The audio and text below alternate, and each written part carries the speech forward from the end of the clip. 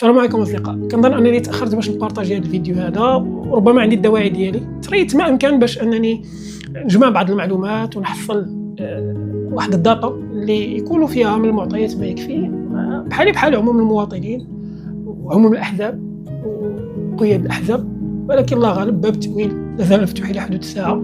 ما لقيتش شي حاجه نعنون بها هذه الازمه هذه من غير عنوان الروايه الشهيره لطيب صالح، موسم الهجره الى الشمال، لكن المؤلف ديال هذه الازمه هو عزيز اخنوش.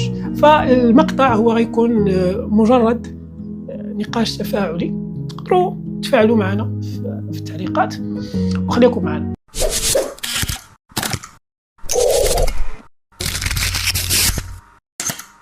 من اكثر الكتاب اللي اثروا في البدايه ديال المسار ديالي والتكوين ديالي هو مصطفى حجازي بكتابه الانسان المقهور في 85 والانسان المهضور، اللي هو يعتبر الجزء الثاني، اصدر سنه 2001. وكنظن انه كون كان بقى عايش معنا لهذا الظرفيه هذه كان غادي يدير جزء ثالث ويسميه بالانسان المهدوم. ما لقيتش شي وصف نوصف به الشاب المغربي اللي غسل يدو على كل شيء، لاننا في لي فيديو شفنا مختلف الفئات والاعمار السنيه، الناس من مختلف الفئات العمريه يمكن الجنسين، الناس مازال صغيره بزاف، مازال خصها تلعب، ومع ذلك غسلت يديها على كل شيء بلا ما تدخل هي لسوق الشغل، بلا ما تنطي لا شونس، وحق لها ذلك. لما يكفي انه وسط الازمه، وسط الخطاب الجاف، وسط الصمت المطبق، وسط حالة الذهول، أنه رئيس في الجارة الشرقية الغاضب ينعت بالاسم اسم قدحي، ينعت بالأحمق، يعني أعلن حدادا على ضحاياه 60. احنا إلى حدود الساعة يعني فتنا 100. مع ذلك يعني هناك صمت، ما كاينش توضيح، حتى الخرجه ديال الممثل الداخليه.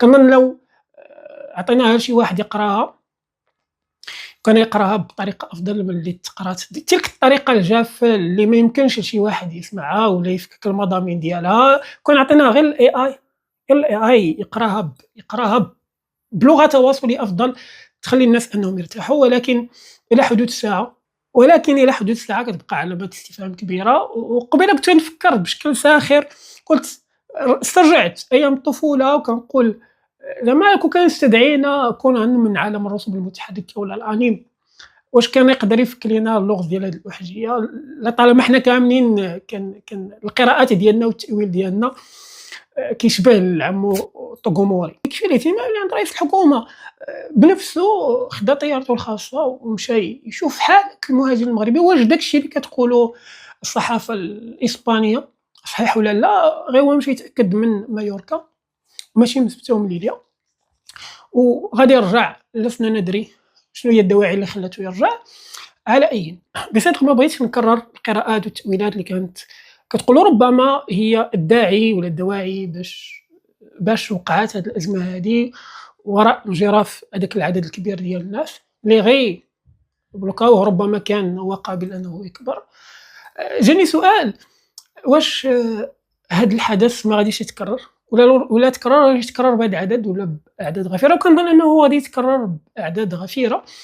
ما ثارني هو بودكاست قديم لسليمان الريسوني، كان سولو الصحفي حمزه فضيل انذاك بخصوص الهجره. ما عقلتش على صيغه السؤال، ولكن اللي فهمت ولا المفهوم ديال الجواب ديال الريسوني انه مضطر باش يخرج، لانه الا ما لقاش واحد العمل يضاهي العمل اللي كان فيه قبل السجن فما عنده لاش يبقى هنايا وغيخرج مضطر. وهذا ما دفعني الى انني نرجع لواحد النقطه كنت كنناقشها شحال هذه، هي مفهوم الوطن والوطنيه. وكنظن ان التركيز اللي كان منصب بهذا البيريود هذا كامل من قبل حركه جيل زاد واثناء حركه ديال جيل زاد وما بعداه، هو كان كيركز على القشور، الامور الثانويه، الاشياء اللي كت خاليه ما فيهاش واحد العلاقه تفاعليه بينك وما بين التراب. لان الوطن بالمفهوم ديالو الشمولي، حتى بالمفهوم في النص الديني، ماشي مجرد أنك تخلق في واحد التربة معينة، إن ما قيمة الوطن إلا كنت أنا كنتفاعل من جهتي بالسرعة المضاعفة ولا بالسرعة القصوى، ولكن ما كيعطينيش، مازال ما كايناش العدالة الاجتماعية، مازال الواحد مع الضروريات، كاين الحقرة، كاين الفساد، كاين الظلم. إلى متى؟ واش هذا الوضع هذا إلا عاشوا فيه الآباء ديالنا ولا الجيل الحالي هو سيورث إلى الجيل المقبل؟ لا أظن ذلك، لأن الجيل لن يكرر هذه التجربة، ودائما سيظل يبحث على حساب الطرق المتوفرة سواء كانت نظامية ولا غير نظامية. وهاد 60,000 كون كان زعما تم التسوية ديال الأوضاع ديالها، كنظن أنه في كأس العالم ديال 2040 ولا 2050 غادي نمشيو كنتسابقوا نطلبوا ولادهم عسى أنهم يمثلوا المنتخب ولا القميص الوطني المغربي. في الصباح تبارطاجا معايا واحد الريل يحز في نفسك، زعما كاين داك المقارنة اللي دار ما بين المواطن المقيم هناك بسبتة ومليلية وما بين المغرب، لا من حيث الفوارق ما بين جواز السفر لأنه كيسمح لك تسافر ولا تمشي ل160 196 دولة بدون تأشيرة، الامتيازات اللي عندك في نظام التعليم وأنك تقرا في أي جامعة، مستوى الدخل الفردي، العدالة الاجتماعية تساءلت بيني وبين راسي واش زعما كاين هاد إسبانيا هادي سمحات للمغرب أنه يسترجع الأراضي ديالو، واش المواطن السبتاوي والمليلي هناك غادي يرضى أنه يرجع حالة المواطن المغربي هادي؟ راه ما يمكنش. تخيل معايا أنك غادي تردّو لواحد 200 عام للور، أنا بلاصتو لن أقبل بهذا.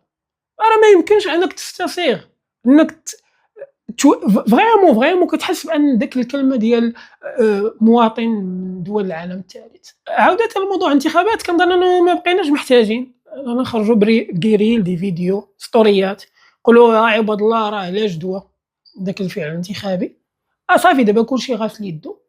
وكنظن أنه لا من حيث الأحزاب لا الكيفية اللي كيصدر بها الشأن السياسي هي محتاجة تغيير جذري. لو حتى شي واحد دابا ما يمكن أصاحبي تقنعو، دابا واخا تمشي تعطيه داك ال200 درهم ما غاديش يشدها منك.